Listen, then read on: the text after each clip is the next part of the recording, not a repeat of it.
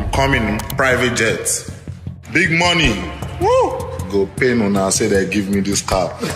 You don't come or go to anybody. Hush Puppy alikuwa na kila kitu: ndege za kibinafsi, pesa nyingi, magari ya kila aina. Alisafiri duniani kote ndani ya Ferrari, alivaa saa za kifahari, mavazi ya gharama kubwa, na alikuwa na zaidi ya wafuasi milioni 2 waliompenda katika mitandao ya kijamii. Kwa hiyo haishangazi kwamba alikuwa akijitambulisha kama bilionea Gucci Master. Alikuwa na upendo wa anasa ambao watu wengi hawakuwa wamewahi kuona kabla, na muhimu zaidi, alipenda kuonesha anasa hizo siku zote 165 kwa mwaka. Hata hivyo, chini ya taswira mfanyabiashara mwenye mali isiyofahamika, Hush Puppy alikuwa anahusika na kitu cha giza zaidi, kitu ambacho hatimaye kingemfikisha gerezani nchini Marekani. Si sahihi kuzungumzia anguko lake tu bila kumfahamu mtu mwenyewe vizuri na kurudisha miaka nyuma ili tupate kumfahamu Hush Puppy. Je, alikuwa nani? Ramon Abbas, anayejulikana kama Hush Puppy, alikulia huko mitaani Lagos, eneo ambalo alikuwa tajiri sana.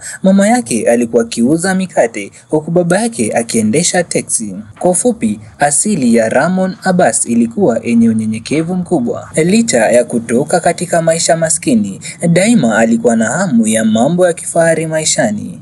Kutoka katika maisha ya umaskini, Ramon alijua kuwa kulikuwa na njia mbili pekee za kufikia kuwa tajiri. Njia moja ni apate kazi ya heshima, au njia pili atumie njia isiyo kawaida ili kupata pesa. Kadri mitandao ilivyokuwa ikienea nchini Nigeria katika miaka ya 2010, fursa moja iliyokuwa kipekee ilijitokeza kwa Ramon Abbas aka Hush Puppy, utapeli wa mitandaoni uliojulikana kama Yahoo Boys. Hush Puppy alianza na utapeli wa kimapenzi mtandaoni, akitengeneza utambulisho bandia ili kujenga mahusiano na watu wa mtandaoni kisha kuwaomba pesa.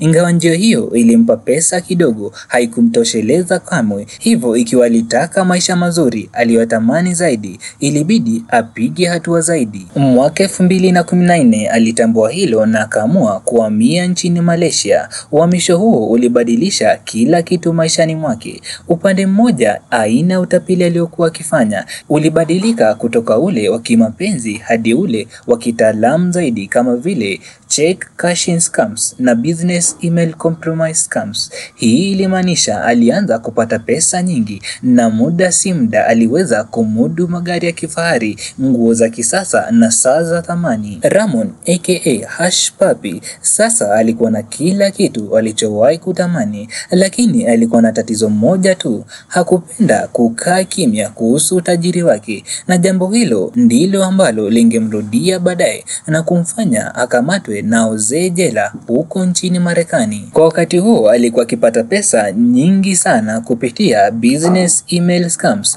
Utaona tofauti ya utapeli wa kawaida. Huu uliwalenga makampuni makubwa, hivyo basi kuhusisha kiasi kikubwa cha pesa. Kwa miaka michache iliyofuata, Ramon alifanikiwa kuiba mamilioni ya dola, akizidi kuwa hodari na jasiri zaidi. Wakati huo akiimarisha uwepo wake mtandaoni. Tofauti na wengine katika biashara hiyo, yeye hakuogopa kujionyesha. Alipenda watu wajue anapata pesa kiasi gani. Ramon aka Hush Puppy alikuwa na pesa za kumwaga. Muda si mrefu akajipatia jina jipya, Hush Puppy, na hapo ndipo mambo yakawa ya kufurahisha zaidi. Kawaida mtu anayepata pesa kwa njia kama zake huishi kwa kujificha, lakini Hush Puppy yeye hakujali. Alitaka kujulikana, kuonekana na kuwa na ushawishi kote duniani. Posti zake za mtandaoni zilitimiza lengo hilo. Watu wakaanza kujiuliza, huyu ni nani? Anafanya kazi gani? Anawezaje kuwa tajiri kiasi hichi? Kati ya vitu alivyonunua, alinunua viatu vya naira milioni 2 na begi la vintage la naira milioni 15. Hush Puppy aliwaonesha wa Nigeria wote kuwa kulikuwa na tajiri mpya mjini, na hili lilipelekea kuwa na vita kati yake na msanii Davido. Yote yalianza baada ya Hush Puppy kutumia naira tarehe 11 usiku mmoja pekee katika klabu ya Kulex. Kisha asubuhi yake akaandika kwenye ukurasa wake wa Instagram akiandika #Baba Olow himself. Kwa kuwa Davido anajulikana kama Omo Baba Olow, ujumbe huo ulionyesha kwamba Hush Puppy alikuwa akisema kuwa yeye ni tajiri kumzidi Davido. Baadaye alienda Snapchat na kuendelea kumtania Davido hadi akapendekeza mashindano ya matumizi ya pesa. Davido hakukaa kimya, akajibu vikali, lakini lengo la Hush Puppy lilikuwa limefanikiwa. Watu wote sasa walitaka kujua ni nani huyu alithubutu kumkabili Davido. Muda mfupi baadaye walionekana wamerekebisha tofauti zao, lakini miezi mitatu baadaye Hush Puppy akaingia tena kwenye vita. Safari hii ilikuwa na wasanii Phiano na Ice Prince. Hii ilianza baada ya yeye kuwaita watu wanaovaa saa za bandia za Patek Philippe. Phiano alikasirika sana, akamshambulia vikali. Hata hivyo, mzozo huo ulimpa Hush Puppy kila alichotaka na kilikuwa ni umaarufu huo. Lakini kila umaarufu huja na uchunguzi mkubwa. Watu walianza kujiuliza anafanya kazi gani hasa. Wengine walidhani ni wakala wa mali, lakini ukweli ulifichuka wakati pale Hush Puppy alipoteleza. Siku moja alipakia screenshot ya taarifa ya benki yenye malipo ya $300,000 kutoka kwa rafiki yake tajiri. Lakini barua pepe kwenye akaunti hiyo ilikuwa ya kushukiwa, jewoodscreen@yahoo.com. Wachunguzi waliunganisha barua hiyo pepe na akaunti ya Facebook iitwayo Jenwood Screen. Akaunti hiyo ilikuwa na picha chache na vigezo vya faragha vya kawaida vinavyotumiwa na matapeli wa mtandaoni. Hata kama watu hawakuamini, ishara zilikuwa wazi. Kulikuwa na kitu kisicho halali kumhusu Hush Puppy. Uvumi ukaenea, lakini aliendelea kukataa akisema kuwa ni chuki tu. Na kwa kuwa umaarufu ni umaarufu, uwe mzuri au mbaya, jina lake likazidi kujulikana. Mwaka 2017 alihamia Dubai, akapanua zaidi shughuli zake za kitapeli. Huko alikutana na rafiki yake mpya Ismaila Mustafa maarufu kama Mofa. Wote waliishi maisha ya kifahari, lakini urafiki wao haukudumu. Katika Instagram yake, Hush Puppy aliendelea kuonesha maisha yake ya kifahari akiwa mbele ya Ferrari au Rolls Royce, amefunikwa na duvet ya Louis Vuitton, ndani ya ndege binafsi, au akitoka kwenye maduka makubwa akiwa na mikoba mikubwa mikononi. Hashtag zake zilikuwa zile zile: Fendi, Gucci, Louis Vuitton. Kiwango chake cha anasa kilikuwa cha ajabu. Makazi yake Dubai yalikuwa penthouse kwenye Palazzo Versace yenye bawa binafsi ya hot tub. Kodi ya nyumba hiyo ilikuwa karibu $500,000 kwa mwaka mzima, na humo ndimo alikoishi hadi kukamatwa kwake Juni mwaka 2020. Ingawa hakuwa mtu mashuhuri rasmi, aliweza kuwa hivyo kwa kujifanya kuwa mmoja wao. Alianza kualikwa kwenye maonesho ya mitindo na kupata zawadi kwa chapa kubwa kama vile Versace. Mwaka 2015 alipewa zawadi na Versace Store kwa kuwa mteja wao bora wa mwaka 2014.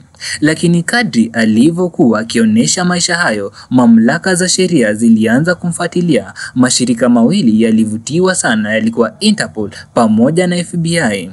Alianza kuonekana kwenye rada za FBI baada ya mshirika wake mmoja kukamatwa Oktoba 15 mwaka 2019 kwa kuhusika na utapeli uliopelekea akaunti ya benki ya Marekani kupokea $922,000 zilizokuwa zikielekezwa vibaya kutoka kampuni ya sheria ya New York. Huo ulikuwa utapeli wa BEC halisi. Hush Puppy alitumia Marekani aliyeitwa Ghaleb Al-Omari kusaidia kuhamisha pesa hizo, lakini kabla hajamaliza, Al-Omari alikamatwa na FBI. Lakini FBI haikuachia hapo, waliendelea kuchunguza kila kitu kuhusu maisha yake. Picha yake ya birthday kutoka Fendi Oktoba mwaka 2018 ilitumika kufahamu tarehe yake ya kuzaliwa, jambo ambalo liliwezesha kumfuatilia kwenye maombi ya visa.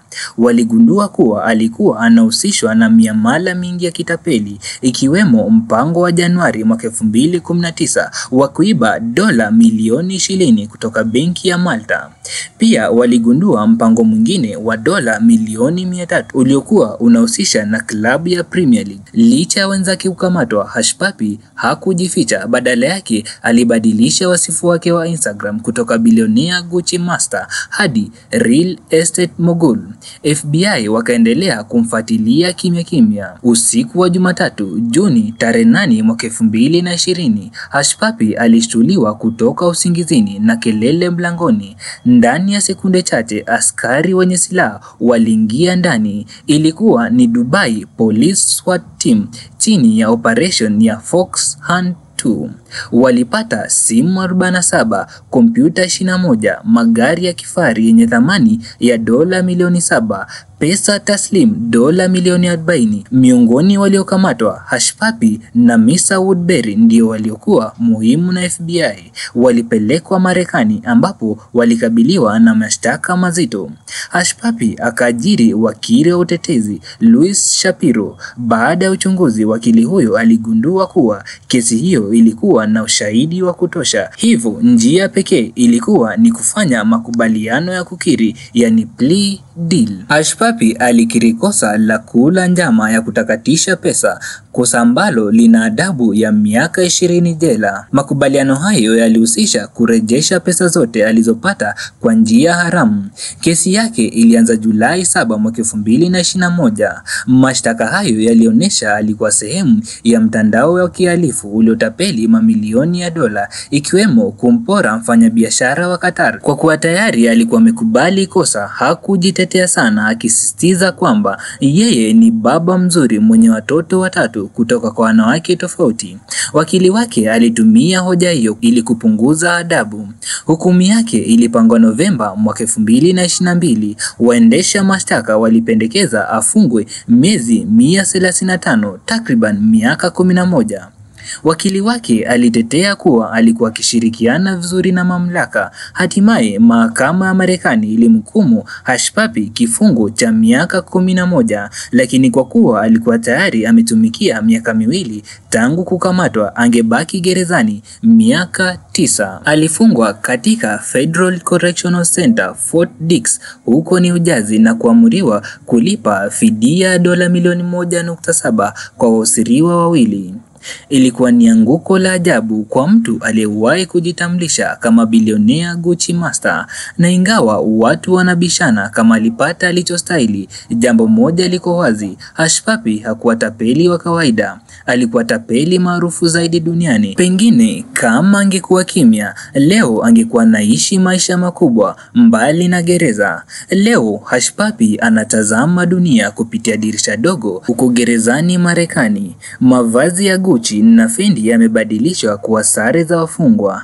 Kamera za Instagram zimezimwa sasa na taswira ya kifahari imefutwa na historia. Simulizi yake imebaki kama onyo kali kwa kizazi cha mitandao kuwa sio kila king'aacho ni dhahabu. Nami niseme nini mtazamaji wangu, na kushukuru wewe kwa kufuatilia video hii hadi mwisho. Nikukumbushe usisahau kusubscribe na kulike video hii, pia usisahau kushare. Mimi jina langu ni Kamanda Nicholas Mwita, nikutakie wakati mwema hadi wakati mwingine. Bye.